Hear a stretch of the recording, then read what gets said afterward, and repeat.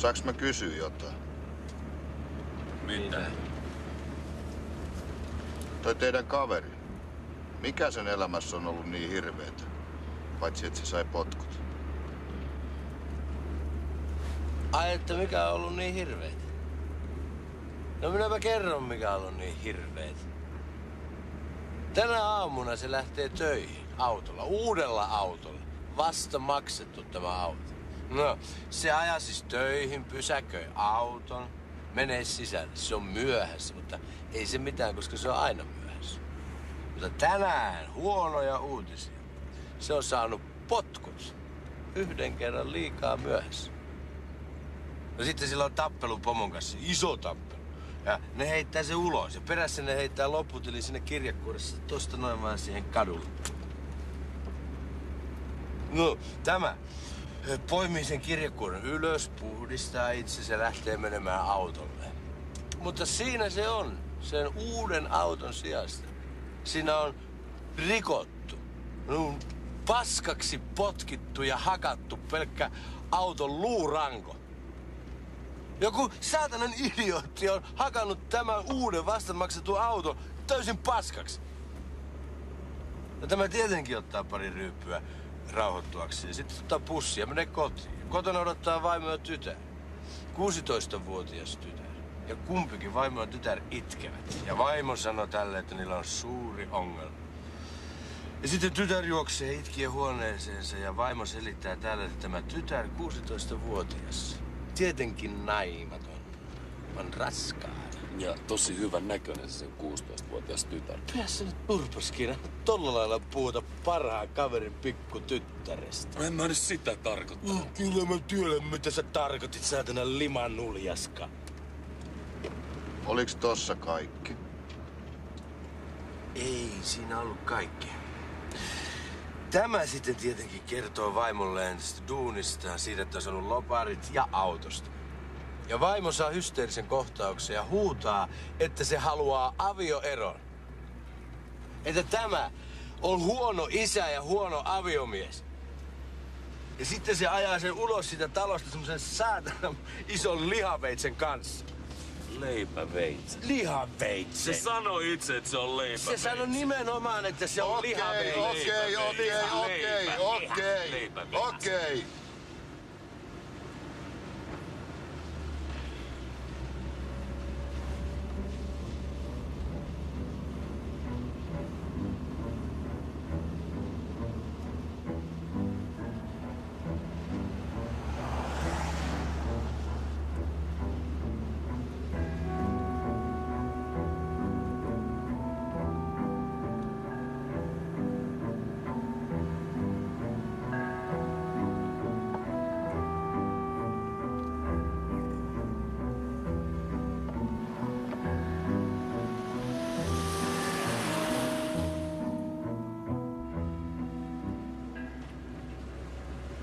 Olis se voinut mennä pahemminkin. Mikä voi mennä pahemmin kuin toi? Okei. Herra taksimies. Mitäs esimerkiksi sulle on tapahtunut pahempaa kuin tolle? Haluatteko te, että mä kerron? Kyllä. No, onks teillä lapsia? Minulla on poika. Minulla on tyttö. Ja mä oon erittäin ylpeä siitä, että mulla on poika eikä tyttö. Jos sä oot idiootti, tyttö on paljon parempi. Silloin ei ainakaan poikaa, josta vois kasvaa samanlainen kuin sä. Ja sun tapauksessa sillä on jotain merkitystä Ja sun vielä. tapauksessa ei ole kohta enää millään mitään merkitystä. Lopettakaa! Vai haluatte sitten nuijat tosiaan käydä?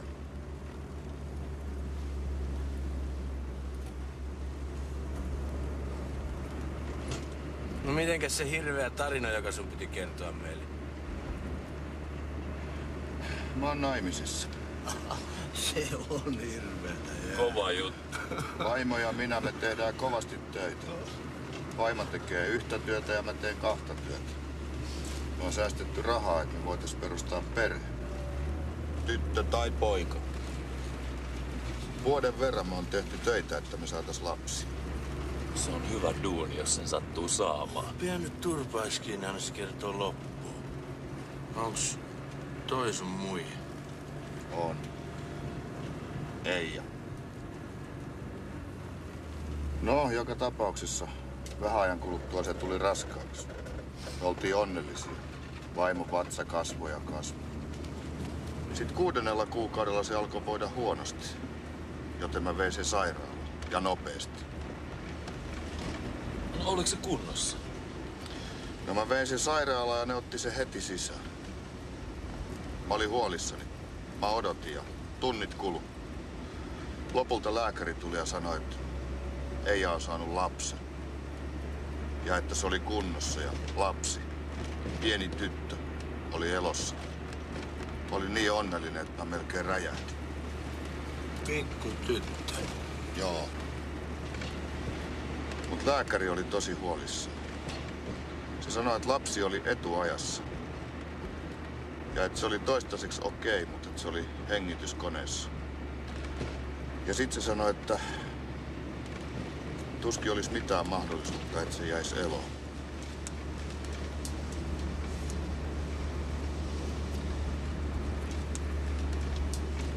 Mitä sitten tapahtui?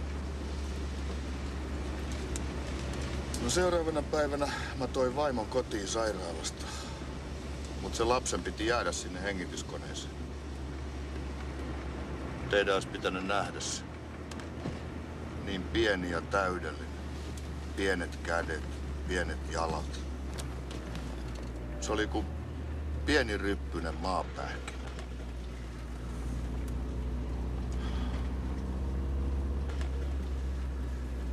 Mut lääkäri ei antanut kovin paljon toivoa. Se sanoi, että se ei eläisi viikkoa kauempaa, meidän pieni tyttö.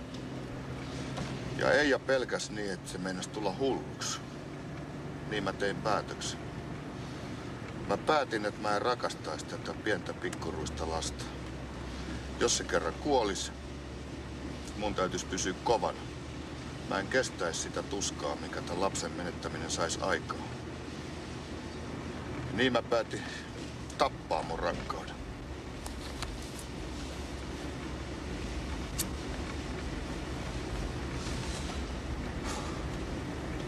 Sitten meni viikko ja vauva oli yhä elossa.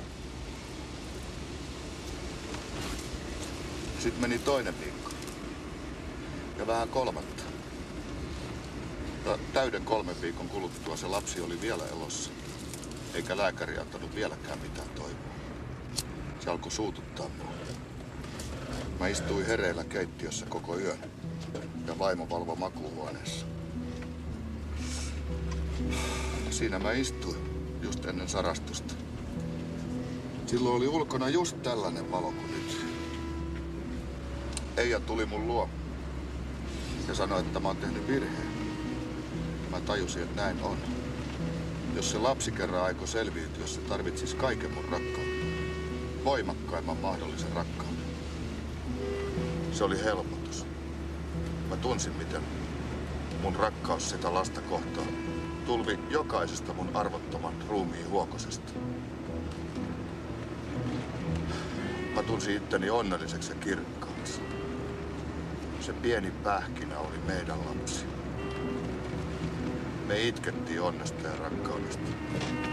Me yritettiin syödä aamiaista, mutta ei pystytty. Sitten me ajettiin sairaalaan. Me haluttiin, että se lapsi tuntisi meidän rakkauden koko voima. Kun me tultiin sairaalaan, lääkäri oli meitä vastassa. Sen kasvot oli hyvin vakavat. He veti meidät syrjään ja kertoi, että just pari tuntia aikaisemmin, just ennen auringon nousua se vauva oli kuollut. Että ei ollut enää mitään tehtävissä. Oli liian myöhäistä. Oi vittu.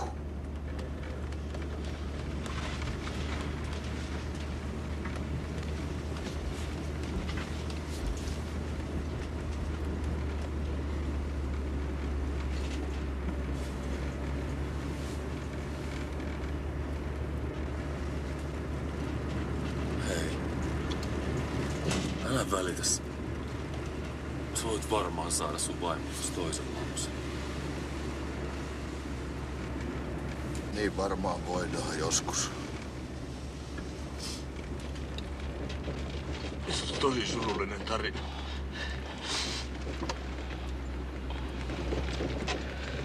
Se on hyvä jätkä, Mika. Aki, sä oot täys paska. En ton elämä niin hirveetä ookaan. Vitun piipittää saatana pikkuasioista. Joo, kun toisilla ihmisillä on oikeita huolia ja murheita. Sä oot ihan oikeassa, Mika. Sä oot hieno mies.